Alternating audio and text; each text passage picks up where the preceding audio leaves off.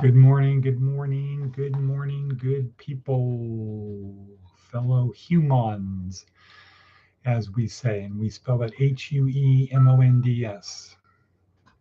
Today is Thursday, June 12th, 2025. Wow, the month is more than one third over already. Seems like it just started. Well, let's see. So today our theme is don't sink the ship. Right, we're coming to the end of week 4 in our neuroscience oriented approach to success. Um, there's that word again. Coming to the end of week 4 in our neuroscience oriented approach to success. This is about leadership. This is about how to get people to do what you want in a positive way. So somebody once said to me, we're teaching people how to manipulate others. And it's like, no, you weren't listening at all. The message is always very clear. Do not use this to manipulate or hurt others. Because we always pay for what we get, and we get what we pay for. So if you're going to use the force to hurt people, you will be hurt even more.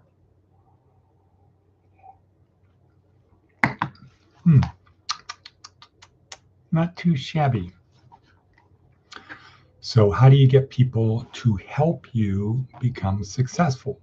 How do you get people to help you experience this life, to have the adventure of your life, as Jordan Peterson said yesterday? So don't sink the ship. We'll talk more about that. Advice from an 80-year-old. Become someone's hero.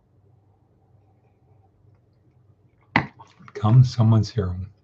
That doesn't mean do something heroic for a stranger. That means become someone's hero. So someone that you know, someone that knows you, go, oh yeah, he's my hero.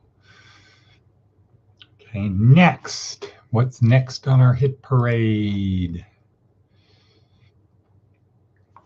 Well, how about Seth Godin? Seth Godin has an interesting talk today called The Grass Tax, Status and the Grass Tax.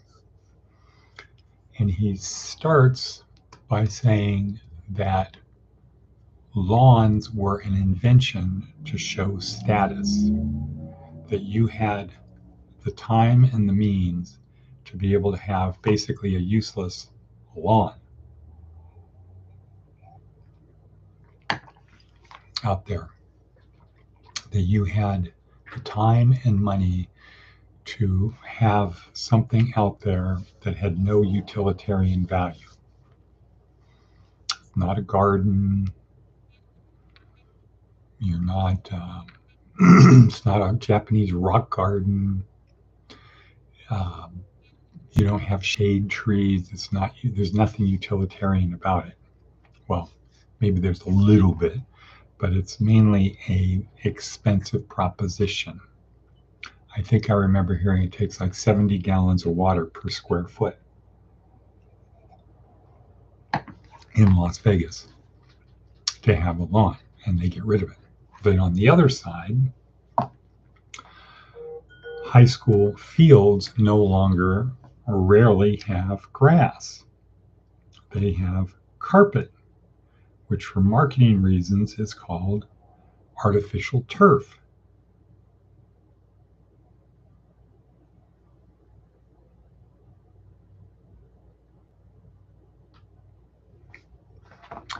Um, got me again. Okay, so don't sink the ship. Now, well, let's see. Let's go look. Today's TED Talk. Today's TED Talk is Ignatius of Loyola. Why should we care? Why should we care? Well, he's a great role model for us all. He's a guy that started in a good family, went to the court of Isabel and Ferdinand, got injured in a battle, wasn't set well. Go down. Wasn't set well. Had his leg rebroken. Went crazy. Lived in a cave. Had an epiphany. Message from God. Got arrested. Given a warning. Went to school.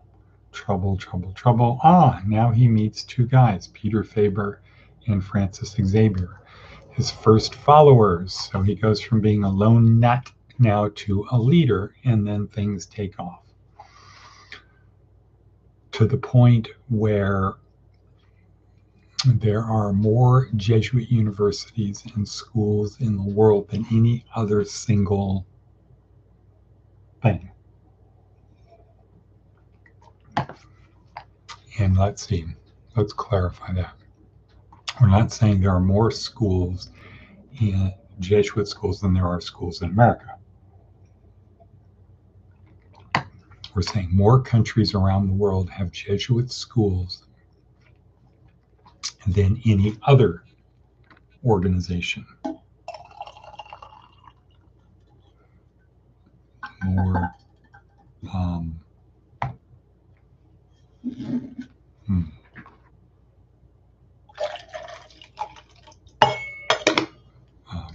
high schools, colleges, universities around the world than any other organization.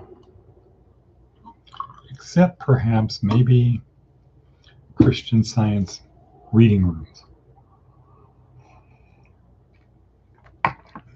Might be in more countries than Jesuits have universities. But to have a reading room, a front for the CIA front,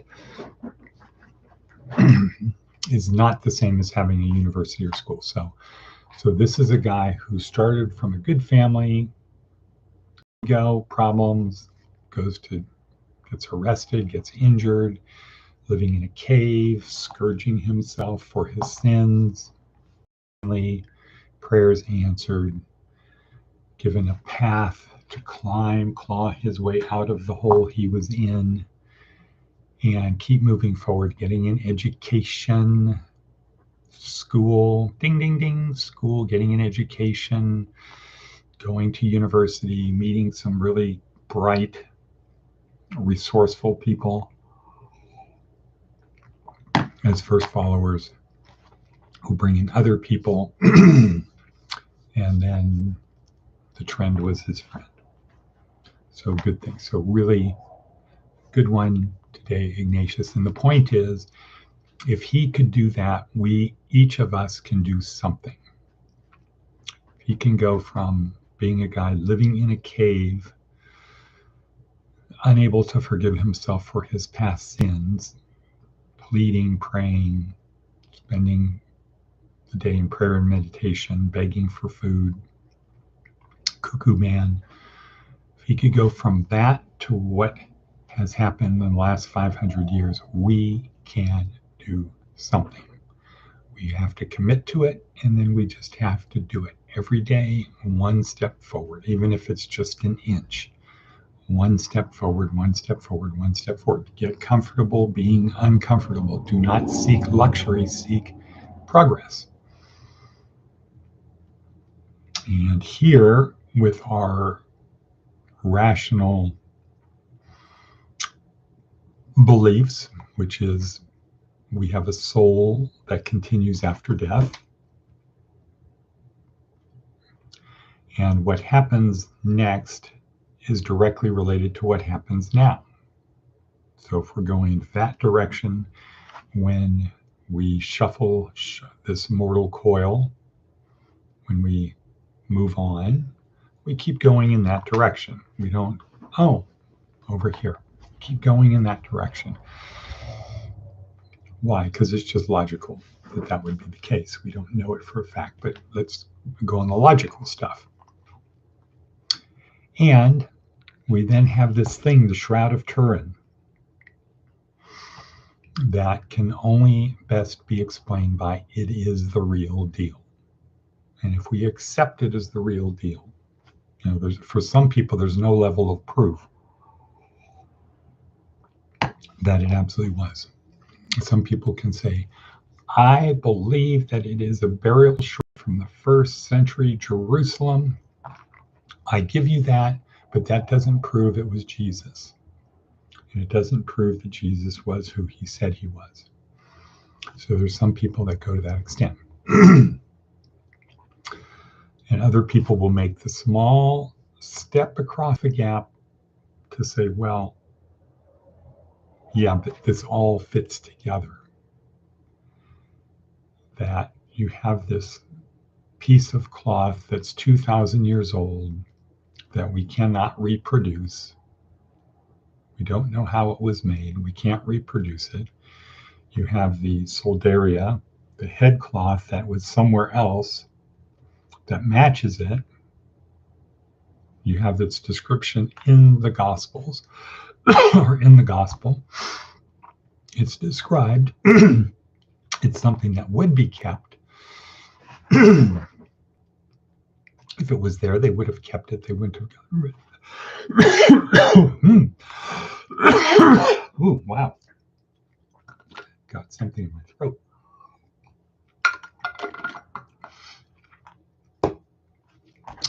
And if it is that, then let's look at what do the Gospels say that Jesus said. It said he came to teach us about the kingdom of heaven, and if you obey his commands.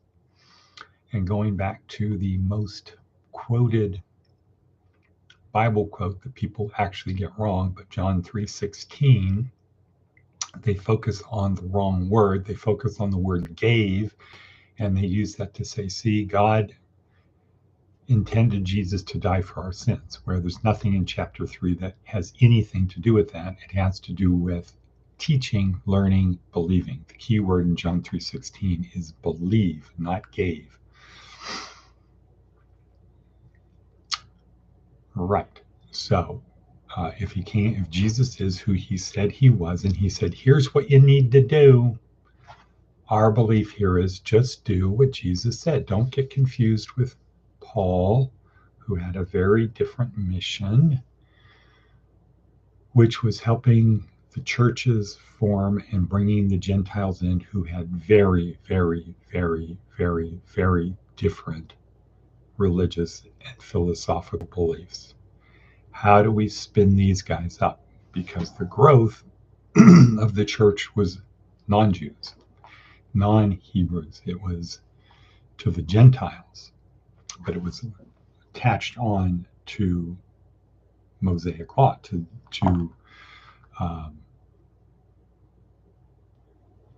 Jewish, to the Old Testament. So you had to have a way to connect Jesus to the Old Testament, and that's where the rest of the New Testament was primarily for. Helping people who are not Jews, didn't know the Old Testament, helping them get to Jesus through that as the base. Okay, so we're 1332. What else we got on our hit parade for today? Let's see, Daily Stoic. 3 great Stoic ideas. That was a good one. Jordan Peterson. Do good. Yeah, a little short little video about just doing the right thing. Do the right thing. Let's close by talking about the meme, don't sink the ship. Don't sink the ship. So week 4 leadership is going with our metaphor of imagine your life is an adventure. You're going to have this adventure. And you want to be able to travel far and wide. And you want to be able to, so to travel far and wide, you need to have supplies. So why not take them with you? Tools, all the stuff you need. And you want to collect treasure or things to remember you by. So a ship is a great way to do it. Go by water, go by ship. So we build a ship for our adventure, the experience of our life. We build a ship. The first week, week 1, the overview and orientation about building a ship. And reality behind that would be to answer two questions. Who am I and why do I behave the way I do? And the idea is if you can answer those two questions, then you can dial in who you need to be right now. Right now, I might need to be creative, or I might need to be sympathetic or empathetic, or just business. I need to take my emotions, put them on the side, just keep moving forward. I might need to be fearless. I might need to be fearful. Who knows? So that's week one, is to understand these things. Week two is how does that work in my brain, the neuroscience? How does that work in my brain? Where do these thoughts, feelings, emotions, where do they exist in my brain, and how do I know, and how can I control them? How can I decide to feel a certain way or not to feel a certain way, or to understand how my feelings affect my behavior and how my behavior affects the outcome, and how the outcome tends to reinforce my initial belief. So the circle gets created. How do I understand that? And then week three is now I have to go on my journey. I need to have people helping me. I can't have this big boat and crew it myself, especially when times get tough. So what do? I have to have a crew. I have to attract people. And I apply what I learned about myself to other people to find the best crew possible. And then in week four, the adventure is afoot. We've started, and now what do I need to do? Don't screw the pooch. Not have a mutiny, not go off course, not crash into something. I need to just focus on the adventure, moving forward in many different levels. From a pragmatic level, I need to make sure I have supplies. I need to make sure my crew is motivated. I need to know where I am. I need to know where I'm going. I need to expect the unexpected. I need to be prepared. I need to rehearse, practice, plan. A bunch of stuff I need to do while on the adventure. So that is it. And we're at 17:32 in. Day going to Vegas today, leaving at about 11-ish, sort of. Have some CHW stuff to do around 10 Star, and then we go from there.